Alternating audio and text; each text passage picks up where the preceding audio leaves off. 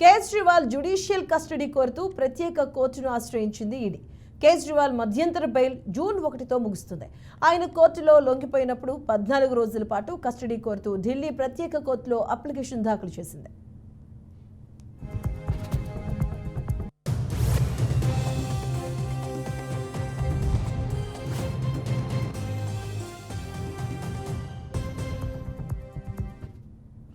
కేజ్రీవాల్తో పాటు సహ నిందితురాలు బీఆర్ఎస్ నేత కల్వకుంట్ల కవితపై విచారణ జరిపేందుకు తగిన సాక్ష్యాలున్నాయని కోర్టుకు తెలిపింది ఈడీ. ఇక ఈ ఇద్దరు నాయకులపై దాఖలు చేసిన అనుబంధ ఛార్జ్ షీట్ల గురించి ఈడీ వివరించింది. ఛార్జ్ షీట్లను పరిగణలోకి తీసుకునే అంశంపై ఈడీ వాదనను ఈ రోజు కోర్టు విననుంది.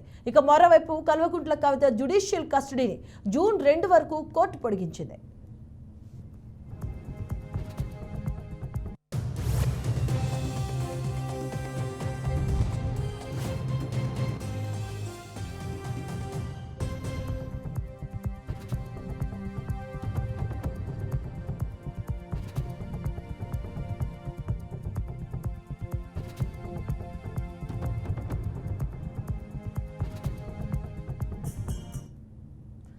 ఇకపోతే 2021-22కి సంబంధించి ఢిల్లీ ఎక్సైజ్ పాలసీ రూపొందించడంలో అవినీతి, మనీ లాండరింగ్ జరిగిందని ఢిల్లీ లెఫ్టినెంట్ గవర్నర్ ఆరోపించారు. ఈ అక్రమాలపైన సిబిఐ విచారణ జరపాలి అని లెఫ్టినెంట్ గవర్నర్ వికే సక్సేనా సిఫార్సు చేశారు.